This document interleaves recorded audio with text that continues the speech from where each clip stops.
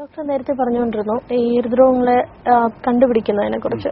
അപ്പോൾ ചിലർ പറയാറുണ്ട് ECGയിൽ ഞാൻ ടെസ്റ്റ് ചെയ്തു, പക്ഷേ എൻ്റെ എന്താ പറയുക റിപ്പോർട്ട് വളരെ എഗെയിൻസ്റ്റ് ആയിരുന്നു, പ്രശ്നമുണ്ടെന്ന് പറഞ്ഞിട്ട്. അതേസമയം ആൻജിയോഗ്രാം എടുക്കുമ്പോഴത്തേക്കും വളരെ നോർമൽ ആയിരിക്കും. അങ്ങനെ ഒരു വ്യത്യാസം വരാനുള്ള കാരണം എന്താണ്?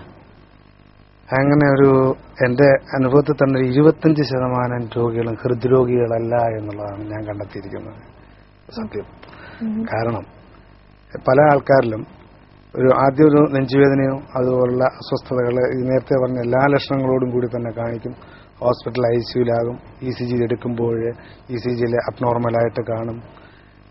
പക്ഷേ അതിനുശേഷം പുറത്തിറങ്ങി അവർ ആൻജിയോഗ്രാമോ മറ്റെന്തെങ്കിലും ടെസ്റ്റുകളൊക്കെ ചെയ്യുമ്പോഴത്തേക്ക് ഹാർട്ടിന് കുഴപ്പമൊന്നും ഇല്ല എന്ന് കാണും.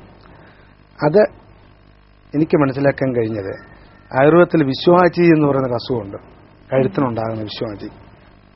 ആ വിശ്വാചി എന്ന് പറയുന്ന അസുഖമുള്ളവർക്ക് ഈ സെർവൈക്കൽ റീജിയനിൽ വെച്ച് കാർഡിയാക് മസിലിലേക്ക് പോകുന്ന പ്ലക്സസ് നെർവുകൾ എന്ന് പറയുന്ന നെർവുകളുണ്ട്. കാർഡിയാക് മസിലിലേക്ക് പോകുന്നത് ആ പ്ലക്സസ് നെർവുകൾ കംപ്രഷൻ വരുമ്പോൾ ഉണ്ടാകാവുന്ന ലക്ഷണമാണ് ഈ പെയിൻ. അപ്പോൾ ആറിന്റെ ഹാർട്ട് അറ്റാക്കിന്റെ എല്ലാ ലക്ഷണം കാണിക്കും. അത്തരം രോഗികൾക്ക് വിശ്വാചിക്ക് ചികിത്സ കൊടുത്താൽ മതി. എന്നേക്കും അതിന് ശാശ്വത പരിഹാരം. ഇപ്പോഴ് ഞാൻ കണ്ടുവരുന്നത് ഒരു മോഡേൺ മെഡിസിൻ തന്നെ ഇപ്പം അലോപ്പതി ഡോക്ടർക്കും മെഡിസിൻ കഴിക്കണ്ട എന്ന് പറയാൻ പറ്റത്തില്ല. അപ്പൊ അവരിപ്പോഴും ഹൃദ്രോഗമല്ല എന്ന് അറിഞ്ഞുകൊണ്ടും ഹൃദ്രോഗത്തിന് മരുന്ന് കഴിക്കേണ്ടി വരുന്ന ഒരു ഗതികേടിലാണ്.